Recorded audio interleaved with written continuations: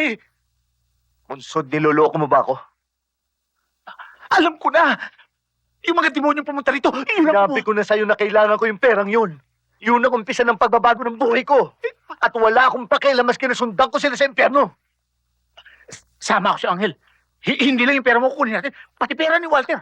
Total, illegal naman yun eh. Pera ko lang ang kailangan ko.